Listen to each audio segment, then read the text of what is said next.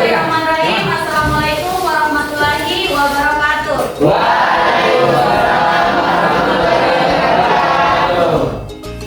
Coba kelasnya mana? Siap. 1, 2. Teman-teman, sebelum kita mulai materi ini, marilah kita berdoa menurut keyakinan masing-masing. Doa dimulai.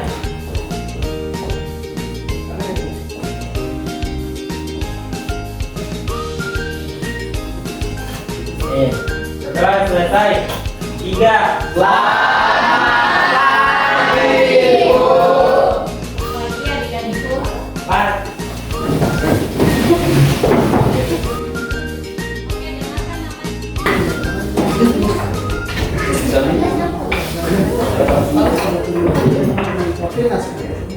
Abbas Nur, Ada Bu. Ardi Prasetyo, Ada Bu. Alvin Maulana, Ada Bu. Ali Maksum, Ada Bu. Nur Fadila, Bu. Nur Naranti, Nur Sani Sabana, hadir Bu. Rahima, masih ingat apa itu pengertian desa? Masih. Siapa yang mau menjawab? Saya.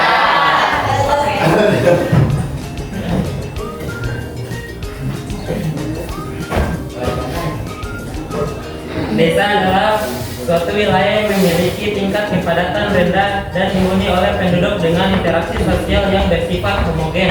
Dengan kata lain, masyarakat desa cenderung bermata pencaharian di bidang agraris dan mampu berinteraksi dengan wilayah sekitarnya secara mudah. Baik, tepuk tangan untuk temannya.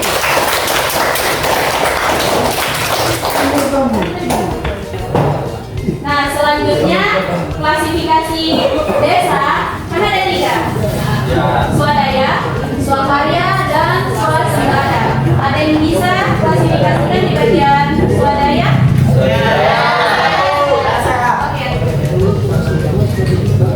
Klasifikasi desa di bagian swadaya. 1. Sebagian besar kehidupan penduduknya masih menggantungkan pada alam.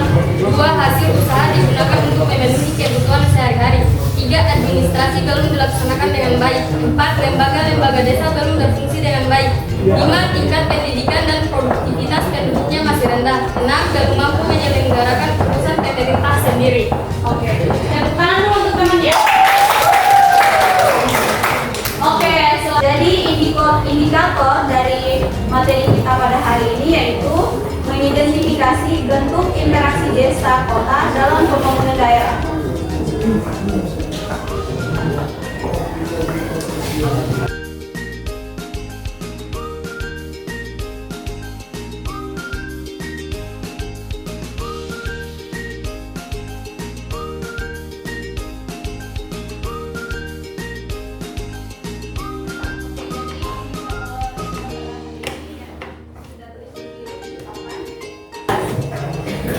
Nah, untuk manfaat dari materi kita pada pagi hari ini yaitu adik-adik dapat mengetahui bagaimana interaksi antara desa dan kota dan kemudian bagaimana pembangunan yang ada di daerah yang berkaitan dengan interaksi antara desa dan kota.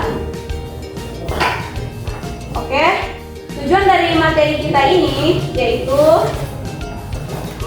adik-adik diharapkan mampu mengidentifikasi bentuk interaksi desa dengan kota dalam pembangunan daerah.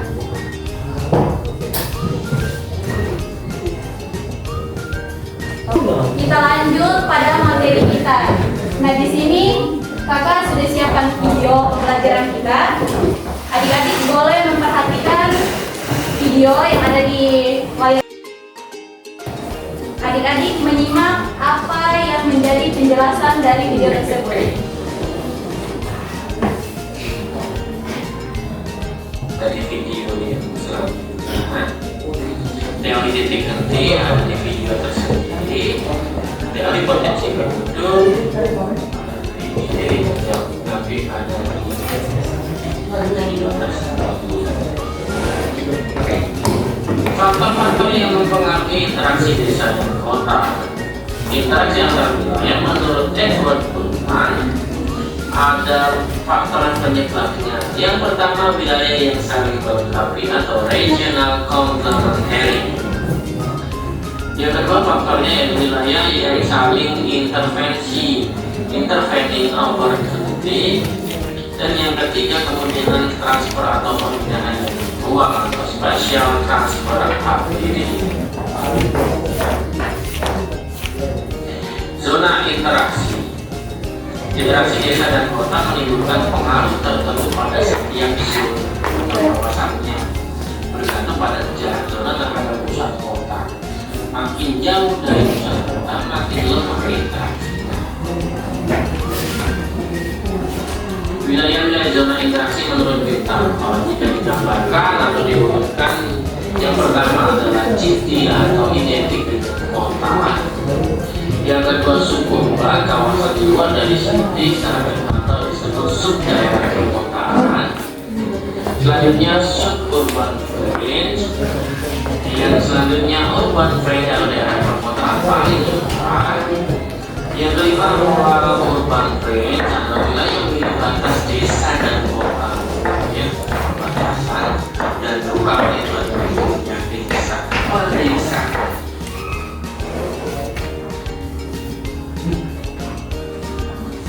Dampak interaksi desa dan kota. Interaksi desa dan kota tidak dapat lepas dari arus perbedaan sumber daya manusia dan sumber daya alam. Dengan kondisi geografis yang berbeda-beda, kota menjadi pusat layanan untuk produk pedesaan, layanan pabrik, teknologi informasi, dan komersial.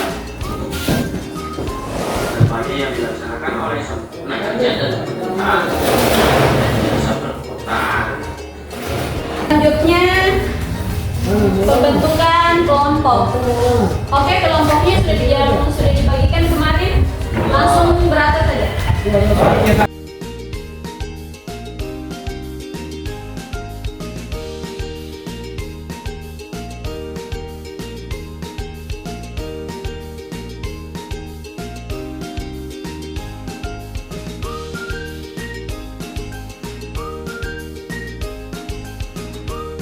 Selanjutnya ini ada yang KPD, adik-adik isi sekarang juga.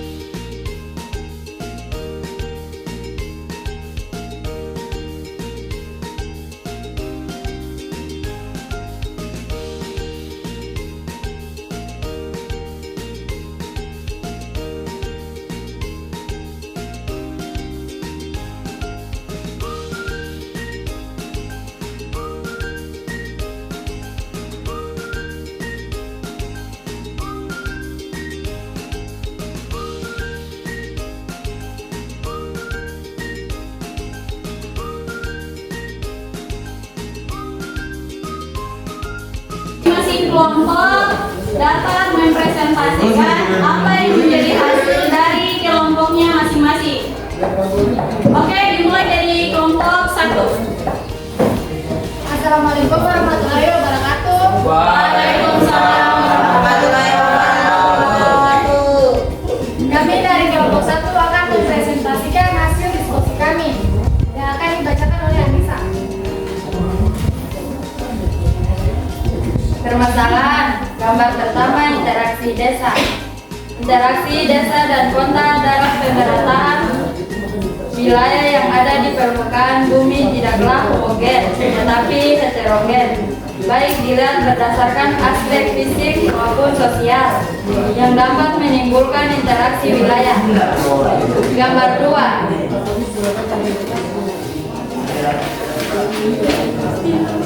Teori gravitasi. Teori ini diungkapkan oleh Tarigan yang mengungkapkan bahwa untuk melihat besarnya daya tarik di suatu potensi yang berbeda pada suatu lokasi. Gambar 3. Teori titik Hertz. Teori ini merupakan modifikasi dari teori gravitasi. Itulah hasil dari diskusi kami.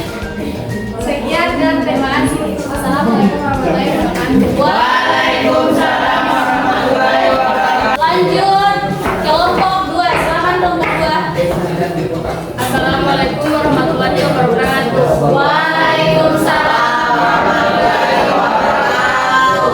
Saya di sini sebagai moderator dan kami dari kelompok 2 akan mempresentasikan hasil kerja kami yang akan dibawakan oleh dosen.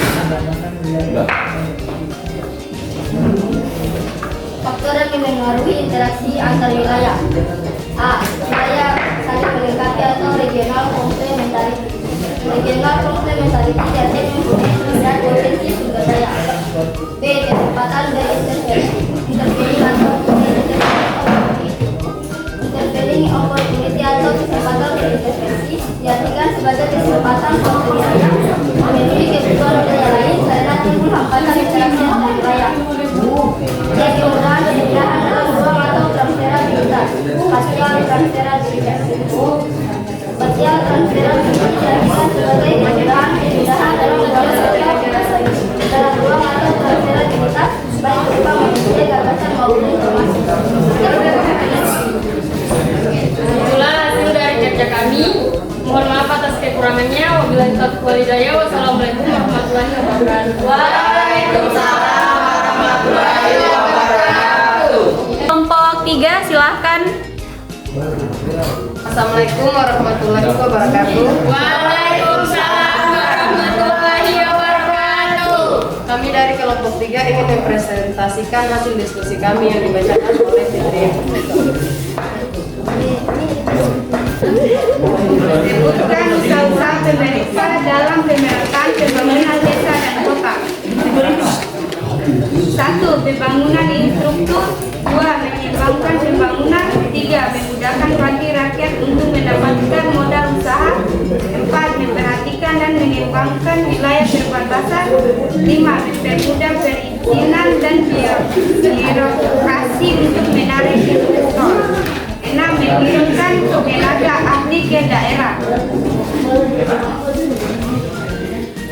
Baiklah, itu hasil diskusi kami. Wassalamualaikum warahmatullahi wabarakatuh. Waalaikumsalam warahmatullahi wabarakatuh.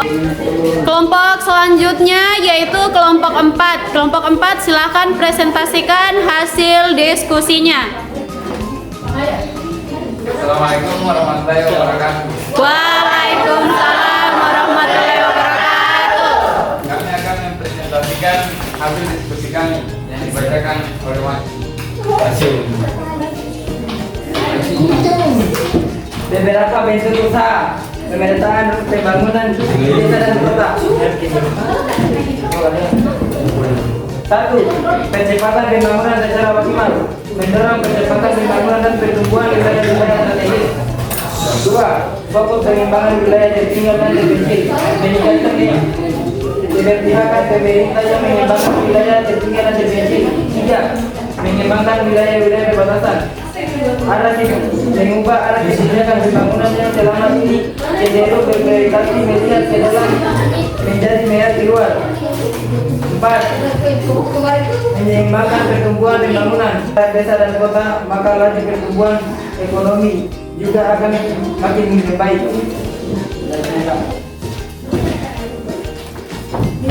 Hasil diskusi kami. Sekian, terima kasih. Assalamualaikum warahmatullahi wabarakatuh. Waalaikumsalam warahmatullahi wabarakatuh. Silakan buka kelasnya. Waktunya kita pulang. Siap. 1, 2. Teman-teman, sebelum kita pulang, marilah kita berdoa menurut keyakinan kita masing-masing. Dengan Tuhan.